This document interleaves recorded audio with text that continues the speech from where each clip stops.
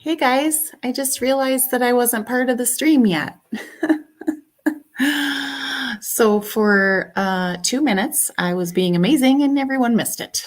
Son of a bitch. Okay. So what I was saying was a very merry on birthday to you, a very merry on birthday to you, and you, and you, and you. It's my unbirthday. Is it your unbirthday?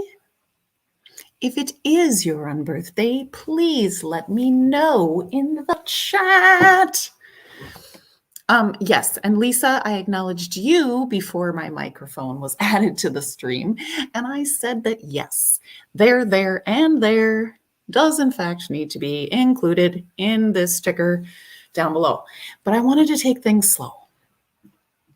Okay, so sorry about that silence for the first 2 minutes. Son of a gun, you just can't get it right. But it's all cool. It's good.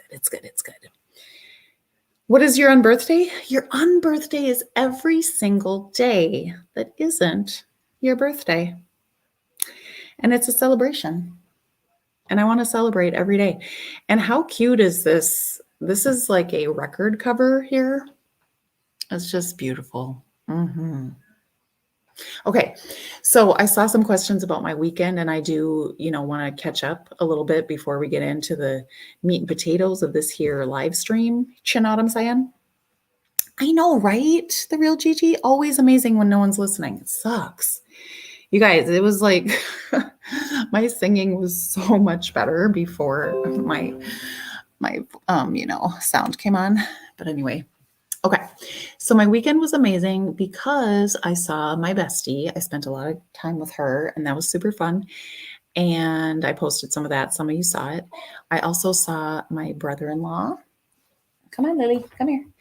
And my husband and his brother are only 16 months apart, and they're practically like twins. That's how like in tuned they are with one another. And they had a great time. So that was wonderful to experience.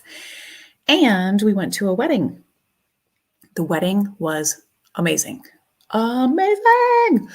What was so awesome about it was that the couple, who is my cousin and her new hubby, they're super, super down to earth people. And it wasn't that, oh, this wedding was so fancy, which it was. It was very, very nice. But it was just completely detailed to their personalities. Well, I don't know the groom, okay? I know my cousin, though. And everything was just perfect for her. And she's an amazing person, and I just love her to pieces. Anyway, it was just awesome, you guys. Just love was in the air and all of that jazz. And there was dancing. The weather was perfect. It was an outdoor wedding at my aunt's house, which she lives in an amazing, beautiful, just insane house. But anyway, it was just a beautiful, beautiful time. So, okay, Emre's got a prayer request. Let's see. You guys, if you pray, please pray that I get to adopt the little dog Gizmo. Oh, Gizmo. That's an adorable name. A Shih Tzu. Oh, sounds cute. Oh, your doggy passed. I'm sorry. That's got to be really, really hard. Annette, the bird is doing wonderfully. She is. Thank you for asking. The bird is doing well. And the bird, for those of you who don't know, is my bestie. And I call her Birdlet or Birdie or just Bird.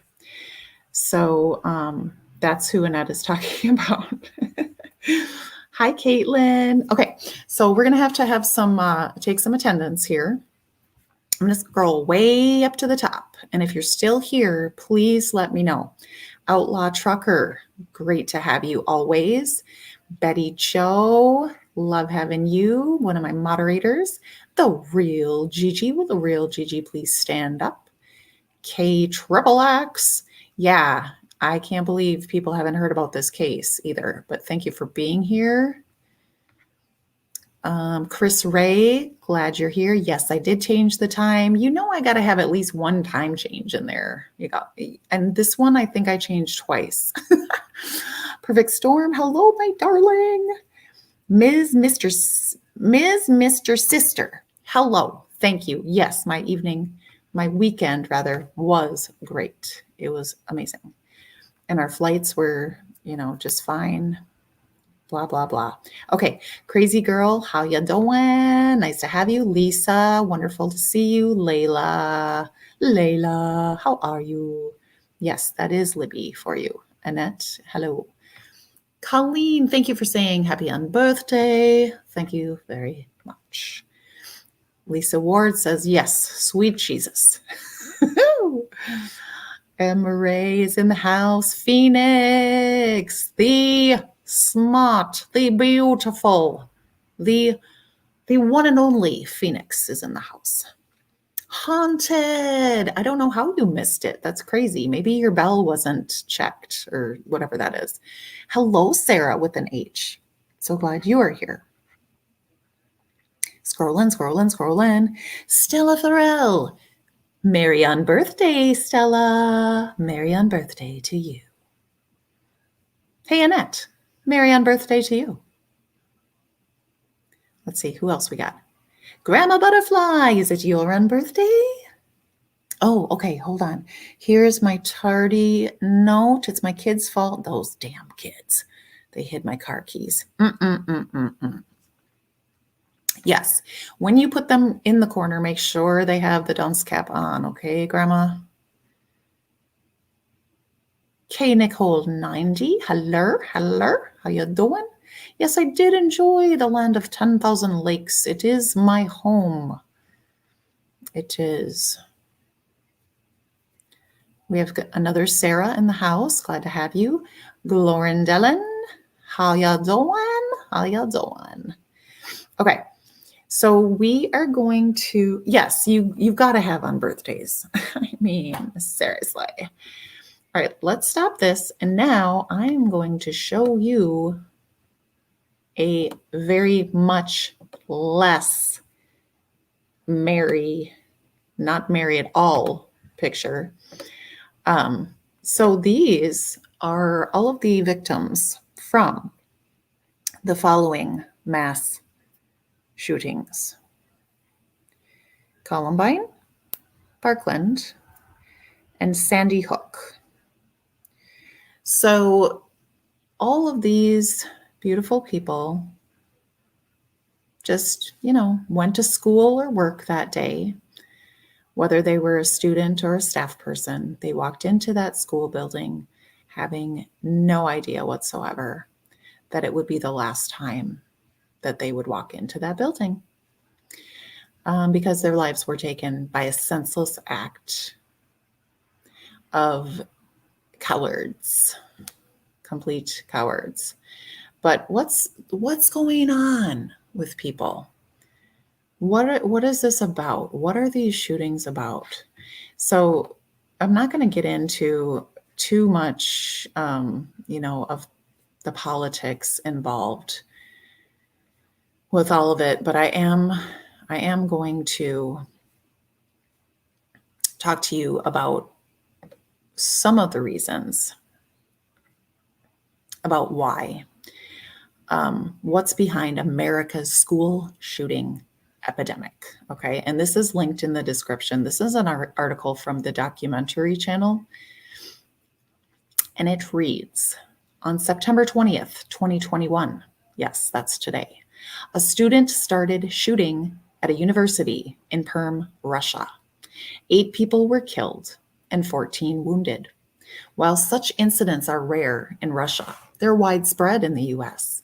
So what are the reasons behind America's school shooting epidemic?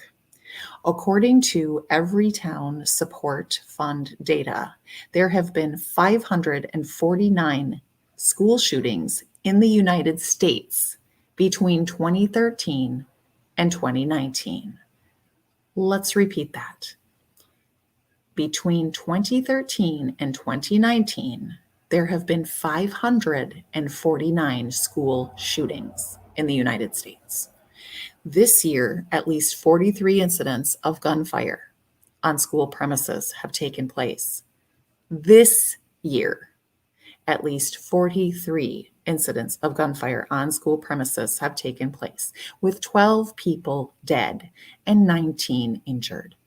In the past 20 years, school shootings have climbed to the top of the social agenda in America. And I would say rightly so, because this is extremely, extremely disturbing. Wouldn't you say? Think about our kids. Think about our grandkids. Think about the cafeteria worker, the custodian, the paraprofessional, the teacher, the school social worker, the school psychologist, the principal, the assistant principal, all of the people who go to school/work every day and now have to be, and maybe some of them aren't concerned, but I remember as a teacher when every time there was another school shooting, I would be apprehensive to go to work. I've been at schools that there's been a threat called in where we've had to go on lockdown. I've worked for schools where there's been a threat made and school has been canceled for that day. It's problematic. It's extremely problematic, especially because we're talking about kids. So I wanted to show you the victims because I don't want to spend time just, glamorizing what the shooters have done. I wanted to show you the loss of life that has happened because of this, because of shooting. And there are people who, teachers who have lost their lives trying to save students in these situations. So let's see what some of you are saying about this, because I am interested to see what your opinions are. And there's imbeciles out there who say that these school shootings are not real and are government setups. Oh, dear God. They're not fake. They are real, and it's a real problem.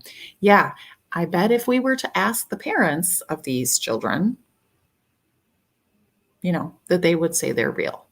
Good God. Who believes that shiz? Emery also said, I worked at the salon with a lady who worked at my salon in Rhode Island on the weekend and Connecticut during the week. One of her little clients was a little girl shot at Sandy Hook. Oh my gosh. I remember that, you guys, and I was teaching in Minnesota at that time. Oh, Lord. All right, we are going to get to the story of this 13 and 14-year-old boy. These 13 and 14-year-old boys who really thought that they were going to pull off the next Columbine, but their efforts were thwarted. Thank God. Thank God. So let me stop this and let me share a new screen. I'm going to have to share some audio. I'm going to get it right the first time. I can't believe it. I can't believe it's happening to me. All right, so let's go with this right here. But I am also going to, okay, so let's just look at them. They're cuffed up. You see that? They're cuffed up there. But I'm going to read the rest of this article, at least some of it. So I found this very interesting. The history of the school shooting epidemic. The first registered school shooting in American history is believed to have happened on July 26, 1764. 4 Delaware Native Americans entered a schoolhouse in Pennsylvania and killed the schoolmaster and 10 students. One other student named Archie McCullough was wounded. Over 200 years later, on April 20th, 420, as they say, 1999, senior students Eric Harris and Dylan Klebold walked onto the campus of Columbine High School, both wearing black trench coats and carrying a backpack and a duffel bag. They settled at the top of the school steps, an elevated vantage point. At 11:19 a.m., the two pulled shotguns out of their bags from their position at the top of the steps. They began shooting at students in the area. This was the beginning of what is now referred to as the cruelest U.S. shooting ever. Though there were shootings before and after, the 1990s have a reputation as the decade which saw the most significant increase in school massacres. They sparked debate about proper mental supervision for high school kids, restriction on gun possession, and monitoring of families. Many papers have been written on where young delinquents come from and how to identify a potential shooter. So now we get into where is this coming from? And this is theory, hypotheses, etc. Social and family situations, disturbing interests and hobbies that can be a precursor to violent behavior, and if not dealt with, end up in disaster. So what drives a potential shooter to do it? The FBI concluded that Eric and Dylan, who started the Columbine school shooting, had mental illness. Harris was a clinical psychopath, and Dylan was a depressive. So this was a doctor who was in charge of the Columbine investigation said, "I believe Eric went to the school to kill and didn't care if he died, while Dylan wanted to die and didn't care if others died as well." So two different vantage points there. So on the one hand, you've got the psychopath, right, who doesn't give a rat's ass about human life, not even his own, but mainly he wants to harm others. And then you got the other guy who hates himself so much that he wants to die. And maybe he got some kind of feeling of importance or significance by going along with his friend. And so, because otherwise, why wouldn't he have just shot himself? He could easily have just done that rather than going in and pulling off this whole craziness. Okay, so while mental health deviations are always an issue for school shooters, they all give reasons to justify their answers. According to an FBI report, the main reasons voiced by student shooters, okay, so this is based on an FBI report, and it's the main reason given by school shooters, okay? 75%. Bullying and persecution. So the top two reasons are bullying and persecution, 75%, and revenge, 61%. Other causes include an attempt to solve a problem, 34%, suicide or depression, 27%, and seeking attention or recognition, 24%. So that 75% there, bullying is extremely significant. This is why, okay, coming from an FBI report who talked to school shooters, has concluded that bullying in 75% of the cases was a motive for school shooting. What does that say to you? I'm very interested in knowing.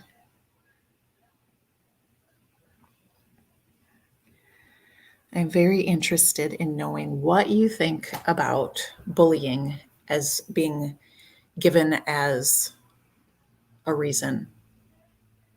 And I'll tell you that, where did I read it?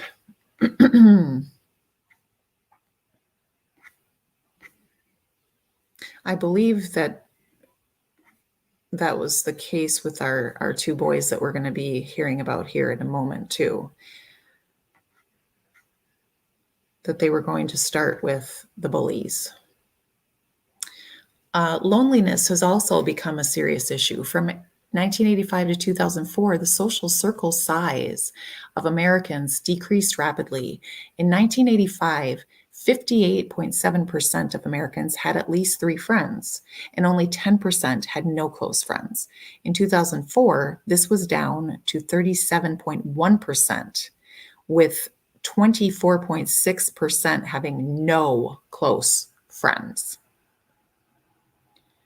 Culture is another factor that has something to do with the problem. In her book, Emotions Across Languages and Cultures, Anna I can't say her last name, professor at the Australian National University of Canberra, says a large portion of American culture is about hiding bad things, with people saying things are good regardless of how things are, on top of a disproportionate number of mental disorders and increasing social isolation. Let me read that again. And I want you, as you listen to this, I want you to think about when you pass someone or when you talk to someone you haven't seen in a while, and what do you say to each other as you greet one another? Hey, how you doing? Oh, how are you? How have you been? And you better not really tell anyone how you're doing, right? Because do you think anyone really wants to know that when you're having your small talk? Honestly, when people ask you just in passing, like sometimes you don't even stop, right? You're walking down the hallway. Oh, hey, how you doing? How's your day going? Now, if I were to answer, oh, you know what? I'm really having a rough day. I um I woke up late this morning. I stubbed my toe. No one gives a rat's ass. So why do we ask each other that if we don't want to know? Does anyone have answers for me? All right, clearly I'm all over the place. All right, the second reason is the controversial Second Amendment, which has always been the apple of discord and the first thing to talk about whenever a mass shooting occurs. Okay, we know this. I'm not going to get into it with y'all. I'm just not. Because the fact is, the guns are out there, period. I don't know how to get rid of them, but what I do know how to do, okay, what I do know how to do is I know how to be there for kids who are struggling. I know how to be there for my friends who may be struggling. Thank you, Mr. Sister. That's wonderful. But do you know the people that I'm talking? Please tell me that you understand what I'm referring to when you're just walking by someone, or even when you're at the grocery store and you're in line. Does the clerk really want to know how I'm doing? Because I just don't think she does. I think it's something that we've learned to say just as a courtesy, but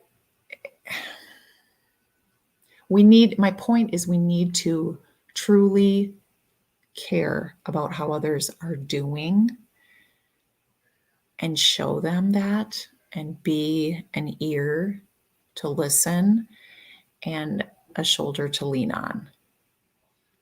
And parents, you need to be nosy with what the hell your kids are doing, what they're watching, who they're talking to, what they're listening to, where they're going, and you need to be involved with their lives.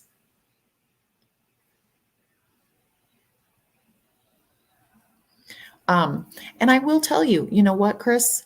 You know what, Chris? When I ask people how they're doing, I do want to know. I do. But I'm just speaking to the pleasantries that we all sort of have learned to take part in as Americans. And I don't know if it's different in different countries. I've only ever lived in America. So, okay, Miller Nature's got something to say. Miller Nature.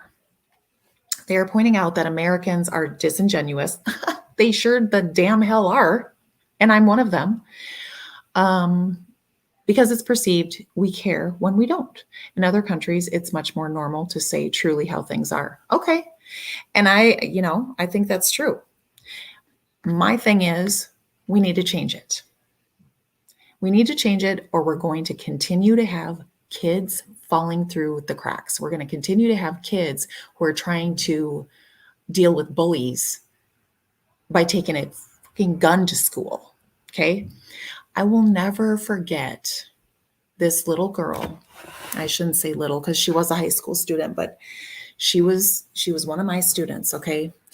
And I worked at the alternative school. So all of my students had either been expelled from school or they were just coming out of a detention center. So basically, they all had some kind of, behavior issue, right? Some of them were very, very minor and petty, in my opinion, and they didn't have any business having to go there. But anyway, this young lady was in my advisory class, and the way that she walked around, if you were to look up in the dictionary victim, her picture would be there. And the reason I say that is because she walked around with her head to the ground. She would hardly ever speak. When she spoke, she definitely wasn't going to look at you. You had to ask her to repeat herself several times because she was going to say it so silently. It was, my heart broke every time I saw this girl. And I knew there was something more to her story. She was in my advisory class, and I did a social emotional learning exercise for that class. And so I really tried to get to know my students and try to get to the root of, what's going on here? Why are you here in this class? What has happened? And it wasn't until the day that she got to leave, because you had to be there a certain number of days because it was like your sentence or whatever. But it was also based on behavior. And of course, she didn't ever misbehave because she was a victim. And I knew it. You guys. But what she had been sent there for was because she was in possession of a knife. Well, guess why? She finally told me the day that she got out. She told me that she was being bullied on a daily basis at her bus stop. They were taking her money, they were pushing her, all the same shit that you hear about, right? But she got to the point where she was terrified to go to school. She was terrified to go to school. She was tired of not being able to defend herself. She was tired of no one noticing and no one helping her. So she brought a knife to school. She hadn't told anybody that. What she told them at the school was that she had forgotten that the knife was in her bag because she had been, I don't remember what, she had been like fishing with her grandpa or something like that. But at any rate, she had forgotten that the knife was in her backpack. So she didn't even tell them about the bullying. So I was like, holy shit. She's going to be going back to that school. I cannot have her go back to that school and not have any support. So I made sure that the proper mental health professionals within the school, at our school, communicated with those at her school so that they could follow up with her. And I never did, unfortunately, get to hear what happened with her, but I will never forget that girl.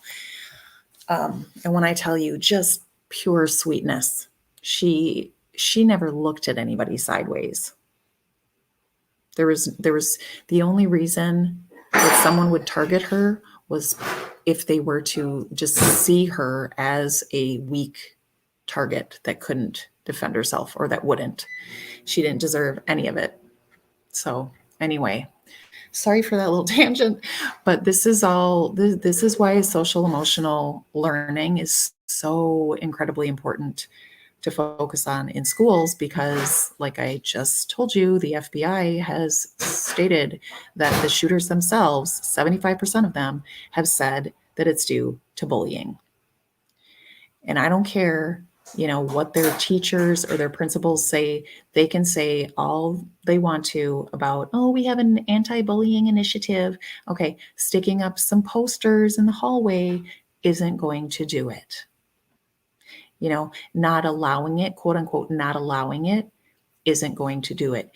You actually have to provide a curriculum that teaches how to respond to situations where conflicts arise, because these kids don't know how to do it. They only know what they've seen in their home, which may or may not be the best example. Or they know what they see on TV or whatever, but they need to be learning the healthy way to respond to conflict. I can't tell you how many times I've seen, I told you I worked at this alternative school, and how many times I would see new students come through, and I would look at their record to see why they came there, and it would be for fighting. And I would come to find out by, talking to some of my other students, oh yeah, they fought each other. And so they were both sent here. And guess what? They were in all the same classes together. Oh, okay, so these kids just got expelled from school because they were fighting. And then you kicked them out of school, and they were out of school for probably a month. And then you sent them to an alternative school and you made them be in classes together. And nobody is counseling these two. Nobody is trying to get to the bottom of what happened. What can we do about this? Nope, they were just told not to talk to each other, period. Okay. So that's what's going on. Let me get off my soapbox for 3 seconds. I'm going to stop sharing. No, I'm not going to stop sharing. I'm going to play this now. I'm going to play this. Okay.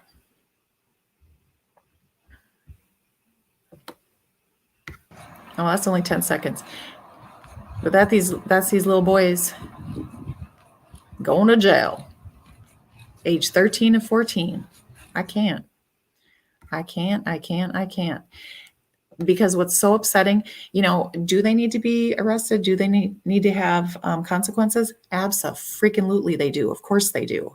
That's scary as hell. These kids were found with a map of the school that has the cameras listed, and was pointing out, oh, okay, you see these red dots here? That's where the gas chambers are going to come out, and that's going to create a diversion when we come out with our guns and start shooting everybody. That was their plan. Okay. So, yes, something needs to be done. But my question is, what should have been done? What could have been done by these kids' parents or by the schools? Because I can't I can't accept that kids are just born and become rotten and then go and attempt to shoot up a school. Yes, there might be something genetic going on in there, but it's environment too, guys. And we are the environment. Schools are the environment, not just the parents. It's social media, it's television, it's video games, it's music. It all plays together.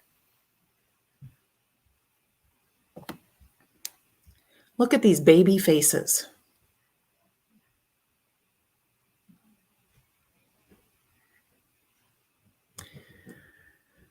Okay, so both boys are each facing a charge after a student told a teacher they suspected one of the teens had a gun in his backpack, the Lee County Sheriff's Office said. So, by the way, this is in Florida.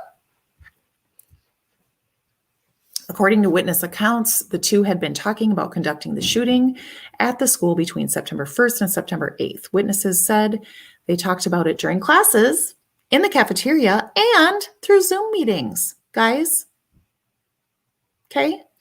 But how was this uncovered? Okay, let me go even further here. A witness told deputies that Pruitt admitted that Bird was the mastermind behind the operation.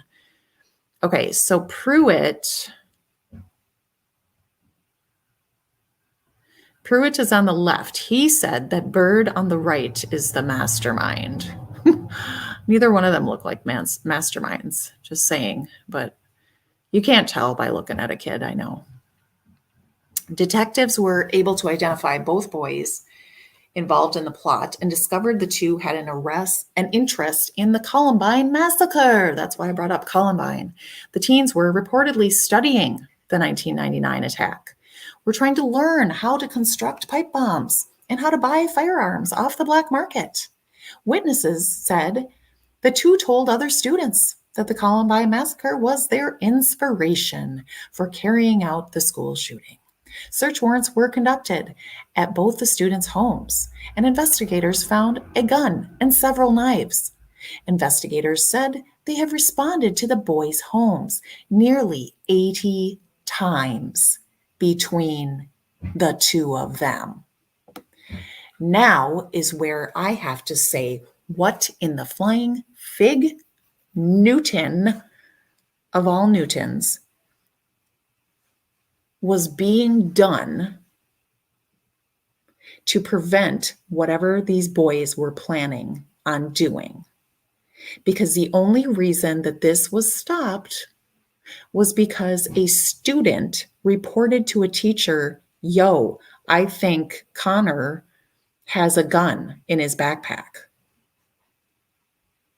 And then they uncovered all this other shit. But remember what I just read? Investigators said they have responded to the boys' homes nearly 80 times between the two of them in the past. I also would like to alert you to what is behind this young man's head. Can someone in the chat tell me what's behind his head?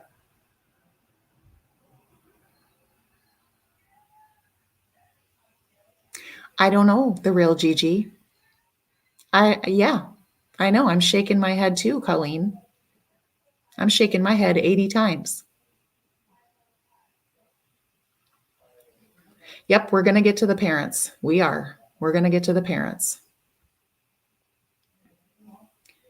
But I want to know what you see behind this man's head. Yes, the Confederate flag, the rebel flag. Okay. Now, I lost a ton of subscribers and got a bunch of bitchy comments on my video regarding the Confederate flag, but I care not. I know that it wasn't created as a symbol of racism, okay? But the fact of the matter is, that's what it's become. It's problematic. Guess who are most likely to become school shooters based on statistics? White boys. That's right. I'm not saying that because that's what that's what I want it to be. I'm saying that's actual factual data. And if I could remember where I saw it, I would tell you right now.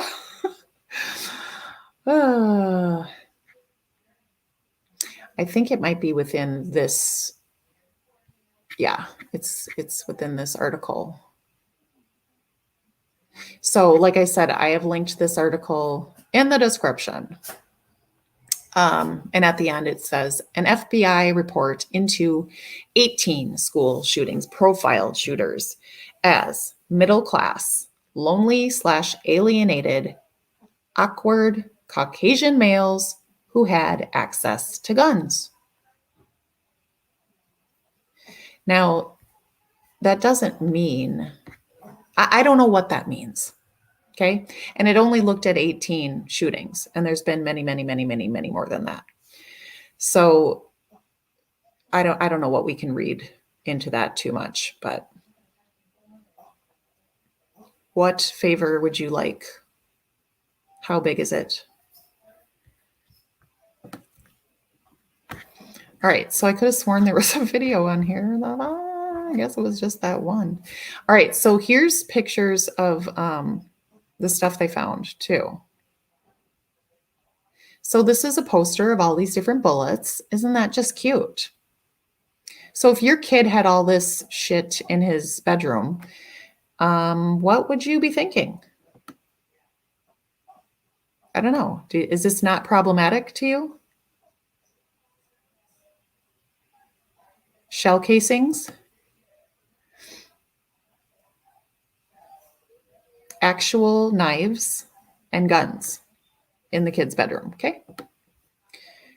Yeah. So I'm not saying that if everyone, I'm not anti-gun. Okay. I am anti not pay attention to your kids and not know what the fuck is in their bedroom and what they're doing. That's what I'm anti. He lives in Florida. Yes, it's the South, but it's not the South. You know what I'm saying? Please say voices behind the drywall in your own special way. Oh my gosh. I don't have any reason to talk about them right now. I don't think I can do it. Anti-violence or for real. I am anti you don't take care of your kids type of shit. Okay. So let me stop that. I actually wanted to share some type of video here. X out of that, X out of that. This is some good news that I want to share with you. This is a Parkland survivor. Okay, remember the Parkland shooting? And he is a survivor. And I'm going to show you what he has become. If I can find it. There it is. This is going to warm your hearts. So this was 1 year after the shooting. The Parkland shooting. A carefree and fun snapshot of Brandon Descent taken seconds before a gunman started killing 17 people at Marjorie Stoneman Douglas High School in Parkland, Florida. That feeling of helplessness that I felt in my chest the night of the shooting. Like I've never felt so helpless in my entire life. Descent says his childhood ended that day. But like his classmates and friends, the moment also made him an activist. How is everyone feeling this morning? He's speaking in Chicago today, but during the last year, he has traveled to various communities. Becoming the person who I want to be, someone who wants to enact change in their community and into other people's communities. Like I'm in Chicago, right? It's not my community, but like I want to help as much as I can. To help end gun violence. When he was young, his mother moved from a violent neighborhood to Parkland. We thought that we were escaping, we stayed silent about, the gun This violence that we isn't were letting me experiencing. Like, share like, any screens. I don't know what's going on. Into Parkland with all the rich white people and found us again. And that's why through all these events, he has a message to others. Create your own future, regardless of your past. The kids in Chicago, I would say that even if you don't feel as if there's a way out, like, I don't know, in Deep Side where I'm from, in Lauderhill, they call it the four walls. So, like, people feel like there's no escape. But there always is. But you have to create that escape. You have to be the one to use your voice, not, your fists or bullets, but your voice, your mind, your heart, to create that path for you and your loved ones to escape, your current situation. And Brandon DeSint said this is a platform he never expected to have. But while he has it, he does want to make a difference. He was visiting Chicago today, but we may be hearing more about him in the future. He's considering going to Loyola University. He's also looking at St. John's University in New York City. Okay, so that there was Brandon DeSint, and this is his Instagram. And the reason I wanted to show you this is because this is him nowadays. Okay, so that was back then, 1 year after the Parkland shooting, which I believe that was in 2012, wasn't it? So this is current. He's been working out. But he's an actor and a model. And it looks like he's become quite successful. He's done some commercials, he's done some modeling, and I believe he's been in some music videos and a movie, actually. And he did a TED Talk on gun violence. So does he put food on the table? I think so. I don't know. Yes, Sarah, they need to do. They sure do. They sure do. Okay, so that was just a little cool thing. And then I wanted to show you what someone else did. This is a parent from the Parkland shooting also, but his son did not make it. His son's name is Alex, and his father created this website in his memory, which I think is really amazing. And it's called Safe Schools for Alex. Every family has a story from that day, of course. In too many cases, there are stories of grief, anger, and unending sadness. Max Schachter is one of those parents. His son Alex died on that horrific day. Over the past 3 years, his family has strived to make sure Alex didn't die in vain. Aaron Guy has a new resource that you can start using now to see just how safe your child's school really is. I still can't believe this is my reality. Every day Alex isn't here at dinner. I don't have his smile or his beautiful laugh. I can't go upstairs and tuck him into bed and give him a kiss and tell him I love him. This is every day for me. Max Schachter wanted to know more about violence in schools. With other children in the district, his questions took him to the state level and a very confusing spreadsheet. I was presented with 1.6 million cells of data, and it was just overwhelming and very, very difficult to analyze. That's when he knew he needed to make this information easier for parents to access. So he created safeschoolsforalex.org, a dashboard that organizes incidents that happen in schools all across the state. Prior to this dashboard being available, there was no way for parents to get information about what was happening in their school. From fighting to bullying, sexual harassment to weapons, this dashboard shares data from all over the state, including Palm Beach, Martin, St. Lucie, Indian River, and Okeechobee counties. The goal of the site is to reduce violence, reduce suspensions, and create a positive culture and climate in schools. A resource for parents, teachers, and school board members alike. It gives them the ability to target and to focus resources and help children at a level they've never been able to do before. That was Aaron Guy reporting. Now, this site is free and available right now to anyone in the community. You can check out safeschools4alex.org on WPBF.com.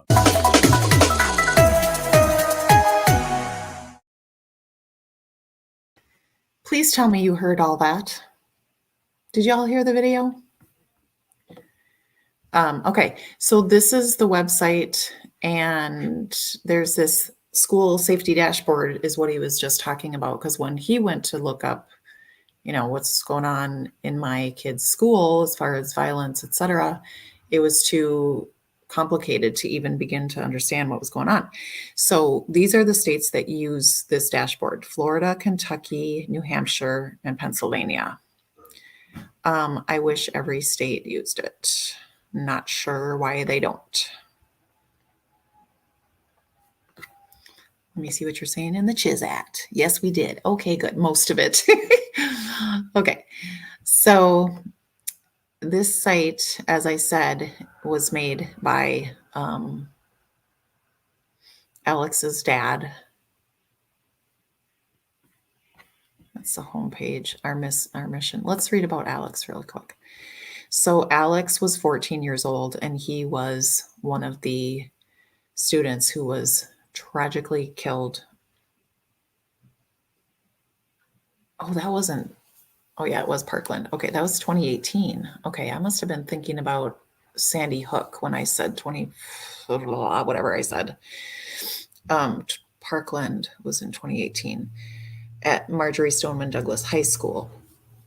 He was one of the first students to be killed when the shooter entered the freshman building, and he aimed through the window in Alex's classroom door, preying on the defenseless and senselessly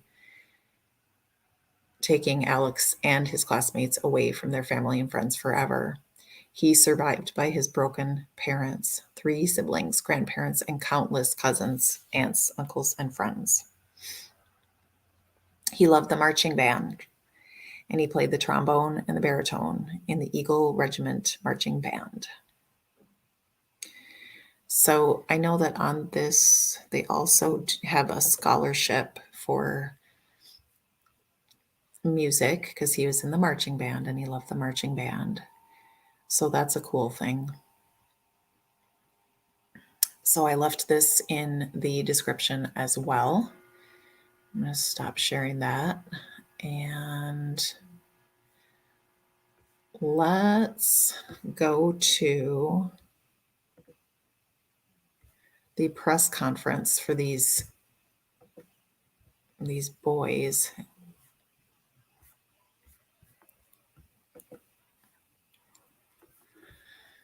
Okay.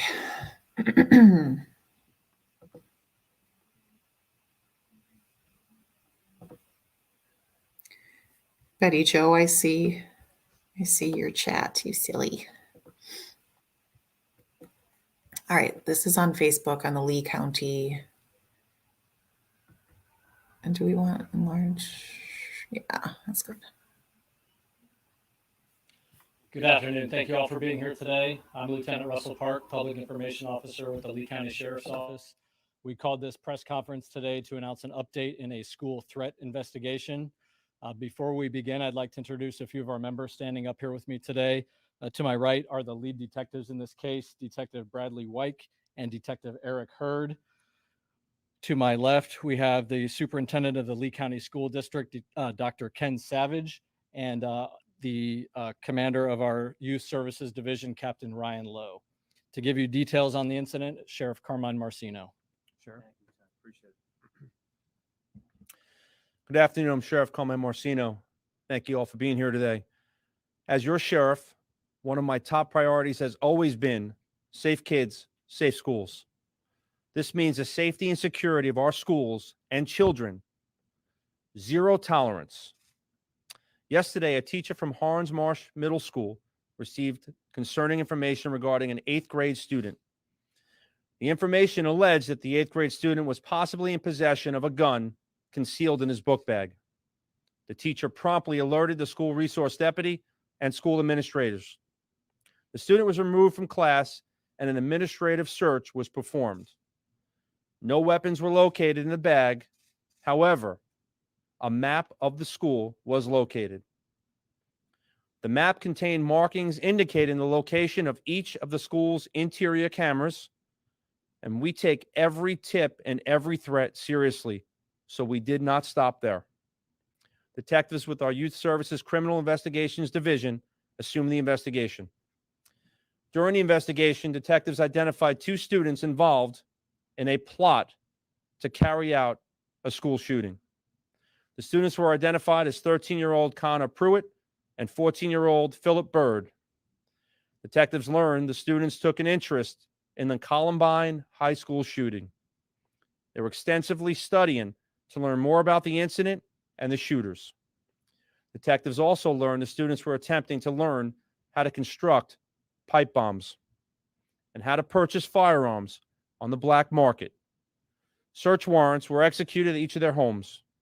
Detectives discovered some disturbing evidence, including a gun and several knives. Both Pruitt and Bird are well known to deputies, as we have responded to their homes for calls almost 80 times combined. After interviewing Pruitt and Bird, detectives determined that they both met the criteria for evaluation at a mental health facility. They will both be charged with conspiracy to commit a mass shooting. I have been crystal clear. Our kids will be safe. We will investigate every tip and every threat, and we will respond with zero tolerance. And those responsible for threats, real or fake, will be held accountable. In this case, I'm certain that my team of dedicated deputies and detectives acted promptly, investigated thoroughly, and prevented a very violent and dangerous act from being carried out. This could have been the next Parkland massacre, but we stopped them in the planning stages. I'm also proud of the teacher who initially received the information and acted quickly in notifying the SRO and school administration. Our relationship with Dr. Ken Savage and the school district is excellent, with the common goal of protecting our kids. This is an example of how our great system works. Our schools and our kids will be safe and secure. I will now introduce Lee County School Superintendent, Dr. Ken Savage. Thank you, sir. Thank you, Sheriff Marcino, and your team for your quick response and actions to protect our students and staff. The response demonstrates the strong partnership between the School District of Lee County and the Lee County Sheriff's Office, the importance of having law enforcement in our schools working side by side with administrators. As soon as students reported the potential threat, the teacher notified administrators, who immediately brought in the school resource officer. Together, they emptied the classroom and investigated. Students were safe at all times. I commend the students who came forward to report the potential threat and the quick action by our staff and SROs to prevent harm to our campus. You are all heroes. All the threat assessment and emergency response training made a difference in the outcome of this incident. The safety of our students and staff is at the core of what we do. Thank you again to all of our deputies and to you specifically, Sheriff Marcino, for making the safety of our students and staff your top priority. Sheriff. Thank you. I want to reiterate, when you look around you, okay, the men and women of the Sheriff's Office, my family members, are heroes. And today I stand by you with heroes. This could have turned disastrous. We are 1 second away from a Columbine here, okay? And unfortunately, okay, for them, we were notified. You see it, say it, make the call, and the team went into place. And I couldn't be more proud of my detectives, the school administration, and the people that helped us to make certain our children are safe. Any questions?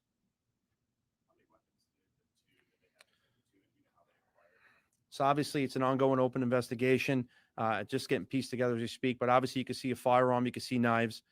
So we're in the middle of really getting into the details of that. Yes, sir. As you can see, as you can see.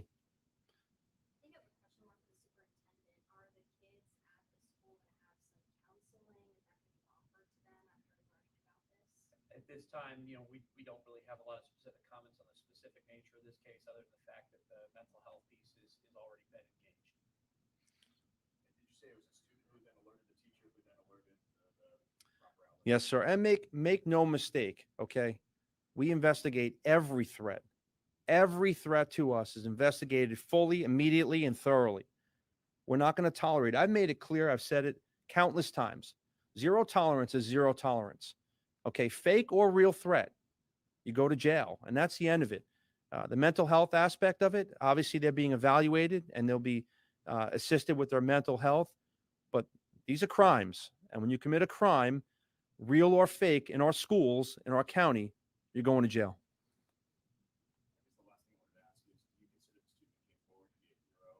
Is there anything you'd like to say to that student? You know what? I can't say thank you enough. There are a lot of things as sheriff that keep you awake at night, and it's always the safety and security. I've made it clear since day one. Safe kids, safe schools. So without that information and the teacher coming forward, our school resource officers who do an amazing job, okay, and investigating every single piece of information, God forbid, we'd be standing here for a different reason. So I applaud them. They are heroes in my book. Are there any risk protection orders on the kids? So our legal investigative team. Okay, I just can't really listen to any more of that. Because, like, dude, you're gonna hurt yourself patting yourself on the back and the backs of your officers. And while I am grateful that they finally did something, and thank God it wasn't too late, but are you effing kidding me? And you almost said with pride that you responded to both kids' house a combined total of 80 times. What the hell did you do while you were there? Because clearly no help was given that I can see. I don't know. Maybe these two kids, maybe they were already in therapy. I don't know. Maybe the therapists weren't doing a good job. But the other thing I wanted to show you on here is that he's right. There is zero tolerance, because just on Friday, I'm not even going to show his face because I don't appreciate the fact that they the sheriff's office did not show the faces on their site here of those two little white boys. Now, they did show them walking, taking the walk of shame, but they had masks on. Anyway, today, 3 Oaks Middle School student arrested for shooting threat. This is a 6th grade student. 6th grade student. His birthday's in 5 days. 3 Oaks Middle School student arrested for shooting threat. Anyone who makes a threat of violence to our schools will be arrested, stated Sheriff Carmine Marcino. The safety of our students is my number one priority, as it should be, here in Lee County. Fake threats have real consequences. On Friday, September 17th, 2021, a teacher at 3 Oaks Middle School found a threatening email sent by one of her students. The student wrote that he would bring a gun to school to harm other students. The teacher immediately alerted administration and detectives with the Lee County Sheriff's Office Youth Services Division, responded to the school, and assumed the investigation. During the course of the investigation, detectives verified the email was sent from the account of a 6th grader, and he was charged with 1 felony count of sending written threat to conduct mass shooting. 6th grade. I don't know. Personally, does it need to be taken seriously? Yes. Yes. Kelly, yes, you may. You may announce something at any time. unless it's going to make people go away from my channel. But yeah, so what I just want to make note that, you know, with this kid here that I just showed or talked about, he's been charged with a felony, right, for sending an email. Not okay, obviously, very concerning. And we didn't get any more information. Maybe we will get more information. Maybe he does have access to guns in his home, etc. I don't know. But with these other two, you know, these two little kids, these other two boys, Connor and Philip, okay. Connor and Philip had law enforcement visit their homes combined 80 times for some reason. And now they're being evaluated for mental health. I'm sure they're going to be charged. I just don't know. I don't know. We'll have to see what plays out. My concern is that it's the same county, and it seems like a fairly different approach has been taken with certain students. I don't have all the necessary facts, though, to say that for sure. Okay, so what's going on here now? Who's talking about? Oh, you said, I will never leave. I love y'all. You're funny. Okay, good night, Chris. I hope you feel better. I'm sorry you don't feel well.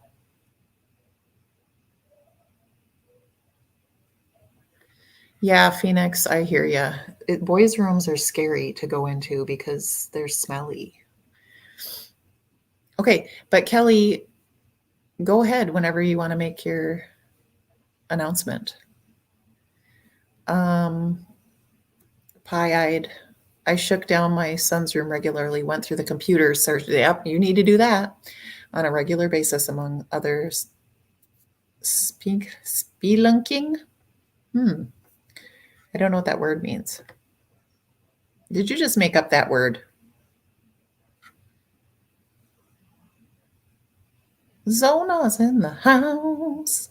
Zona, merry unbirthday. A very merry unbirthday to you, to you. A very merry unbirthday to you, to you.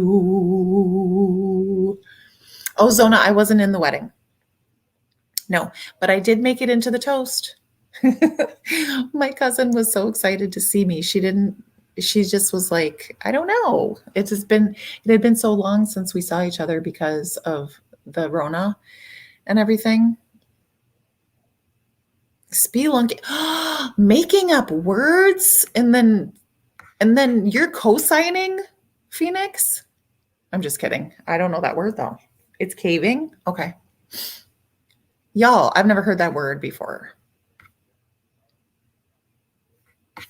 I've never heard. Sona, why do I come here? Another word for caving? Okay. Yes, the food was amazing. They had a pig roast. I'm sorry if anyone in here is a vegetarian or a vegan or anything like that, but that shit was off the chain. Oh, it was so good. And baked macaroni and cheese and mashed potatoes that were off the chain, and baked beans, which I didn't have any of those, and a really good salad. It was great. Really, really great.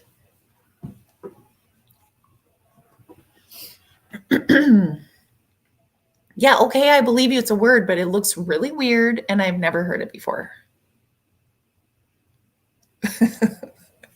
You learn something new every day. Happy merry on birthday. Do not go.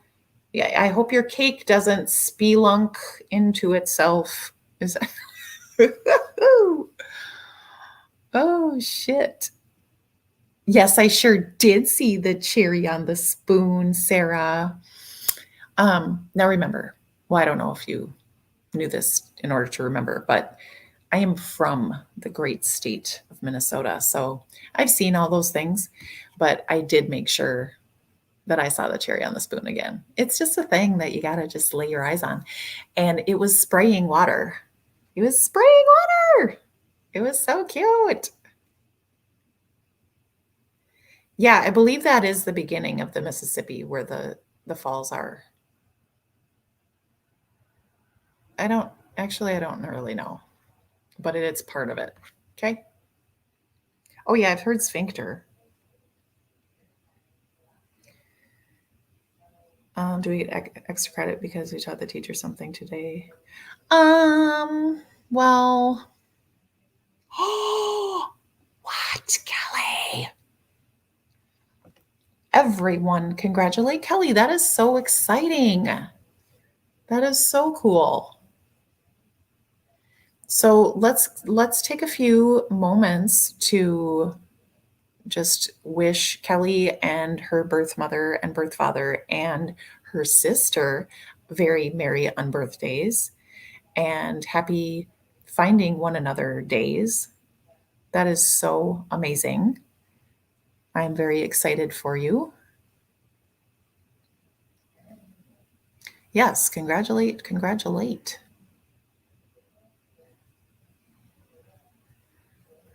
Yes, everyone. Okay, and now I need you to get your barf bags ready because we are going to listen to what the parents have to say, and it is just like, what in the hell? Oh, I feel for them, but then at the same time, I'm like, dudes, get your heads out of the sand, please, and get your sons out of their bedrooms and make them go play outside, and play outside with them. Okay? That's what we need to do, guys. So I'm going to share this. We're going to listen to these parents. They need our prayers because they need to do a better job. I can't imagine being them right now. It must really suck. Turning now to a pair of middle schoolers in Florida that police say were planning a Columbine-inspired mass shooting. They are 13 and 14 years old, so young that we are not even going to show their faces. Authorities say they are behind a chilling plot involving weapons and maps. But now in their first TV interview with a network news outlet, one of those boys' mothers says her son isn't a mastermind. News Nation correspondent Brian Nenton is live for us in Lehigh Acres, Florida tonight with the very latest on this. Brian.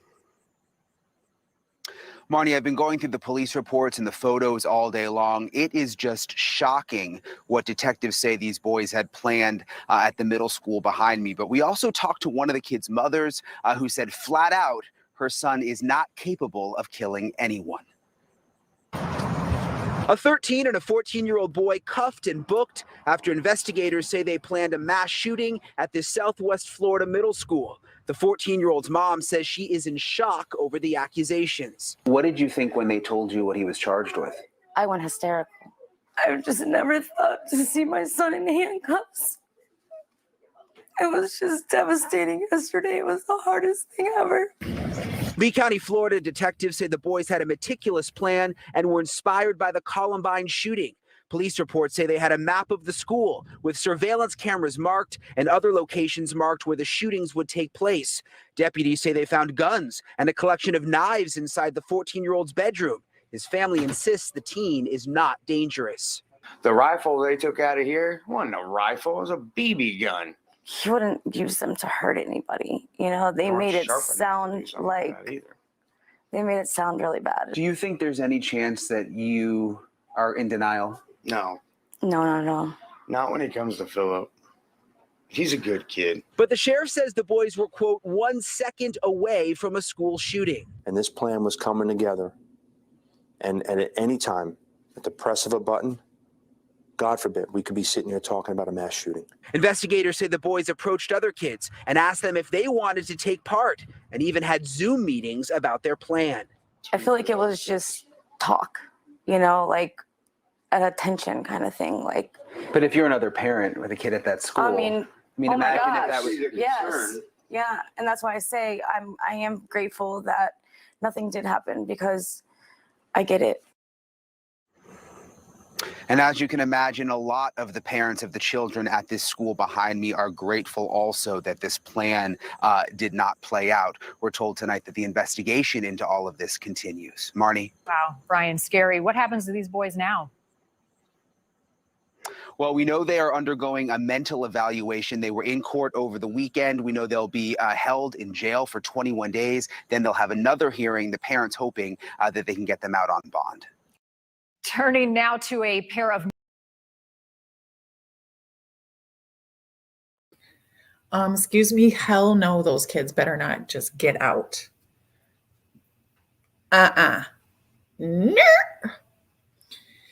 So listen, of course, if that was my son, I would be heartbroken. I would be questioning everything. Would I be sitting there and say, he's a good boy?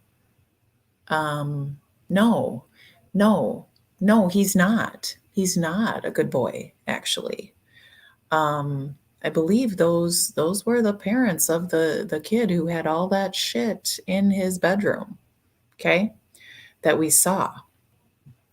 So what are you missing here, parents? What are you missing? Denial is rough. Yes. Absolutely. And here's the thing, like you can be in some denial if your kid is telling you one thing and someone's telling you something else, but if you see and you hear from sources such as law enforcement, such as teachers, such as other students, no, this is what your kid did, you need to open your fucking eyes. And you need to think about what you're going to do if you get that child back, how you are going to make sure that your child's emotional issues are being handled, followed up on, because clearly you haven't been doing that. And it can happen to any of us if we're not paying attention. So my message to all parents, and I wish someone would have said this to me more directly, but my kids are all grown now, and so it wasn't as much of an issue. But I'll tell you, if I could take back all of the hours that I allowed my boys to play those dumbass video games, I would do it. You can't get those hours back. So my advice is spend time with your kids. Truly talk to your kids. Know what they're doing. Know their friends. Get your ass in their room to make sure you know what's going on in their room. Because like I just admitted to you, there was a certain point where when my kids became teenagers that I didn't want to go in their damn rooms because they smelled like a locker room. I was just like, fumigate that shit, okay? When they were little, I would either clean with them or watch them clean and make sure they did it, but I knew what was going on. But when they get a little older, you do have to give them some privacy, of course, but it doesn't absolve you of teaching them the right way. It doesn't absolve you from being culpable for their actions, actually, because they are minors. So you are responsible for whatever they do. Yes, teach integrity, damn straight. The best way that you teach integrity is by modeling integrity. The best way that you teach respect is by modeling respect.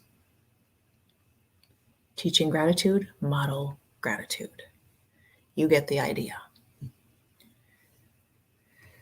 Okay, so the other thing that I was going to say, and I've said this multiple times throughout this stream, but 80 times, 80 freaking times. Law enforcement was at these kids' houses. Why was nothing done? Or if something was done, what was it? Because it clearly wasn't enough. And then I want to say, oh my gosh, they had fucking conversations in class. Okay, this is what other students said. They talked about it in classes, they talked about it in the cafeteria, and they talked about it on a motherfucking Zoom call. Okay?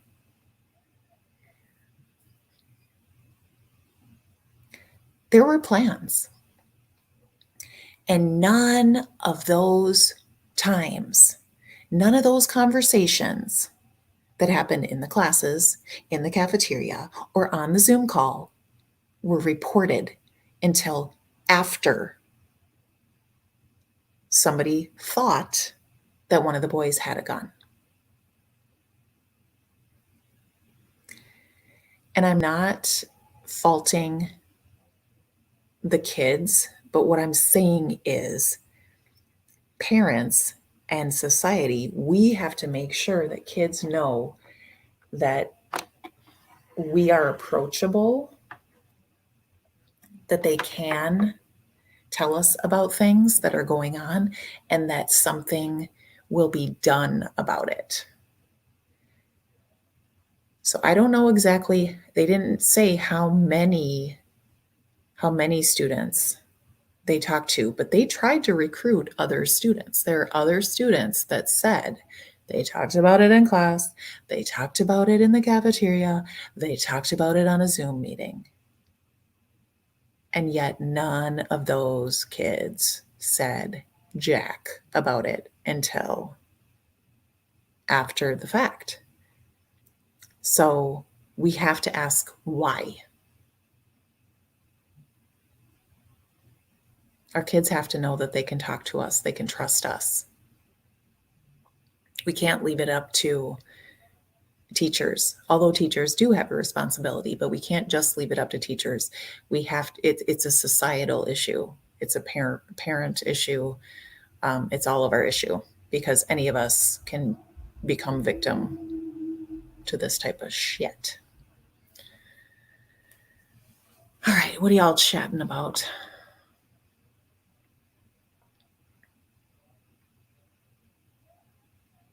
I know, right? If the cops rolled up once at your house, I know.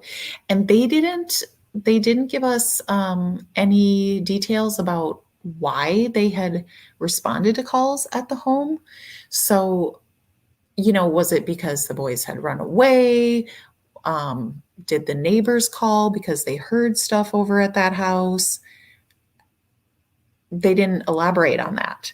So to me, that says that it could have been something that was going on between the parents. Yeah, it could have been a multitude of things. So either way, though, there was something going on with these kids, and the boys were not strangers to law enforcement, I believe is how they put it. So, like I said, whatever was being done, it wasn't enough. And I would venture to guess whatever will be done still won't be enough. Maybe I'm jaded, probably so. But I don't think, okay, and let's talk about this other kid that has been charged with a felony for sending the email.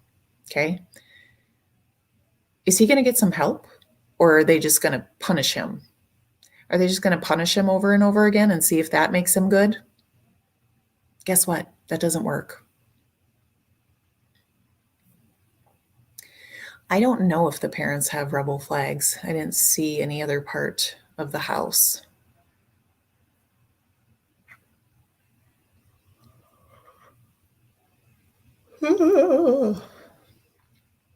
Well, we've had a nice, intimate group this evening, but I thank you all so much for joining me.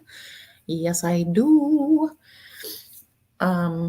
Crazy girl, if you're still in the house, I'll say what you wanted me to say, but only if you're still here. So let me know if you're still here.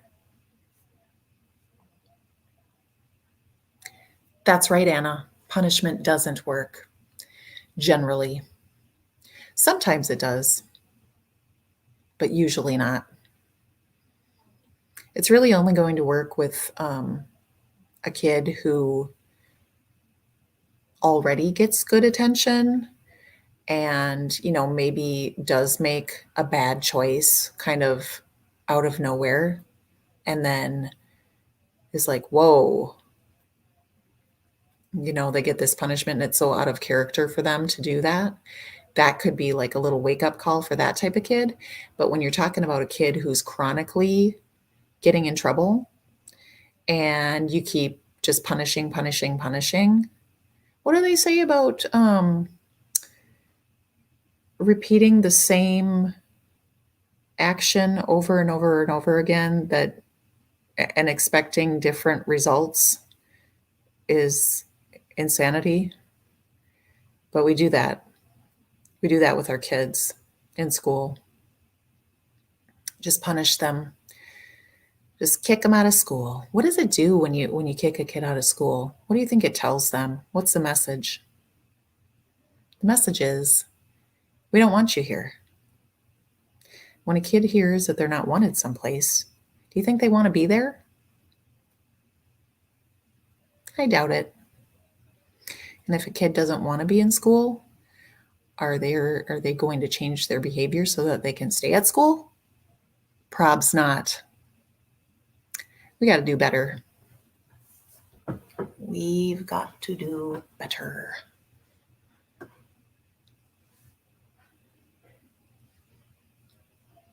All right, crazy. I guess you're not here anymore. So I'm not going to say it. But God bless you all.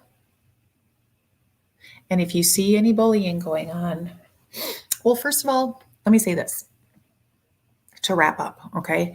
I'm hoping we can get to the point where we don't have to just be reactionary to when we see bullying. I want to get to a place where bullying doesn't exist because we teach our kids. Oh, you are here. Okay, I'll say it. Where we teach our kids to be kind to one another, and we live in that way where we treat each other well in front of them, and we treat our children well so that they want to treat each other well. Wouldn't that be awesome? Wouldn't that be just bananagrams in a good way?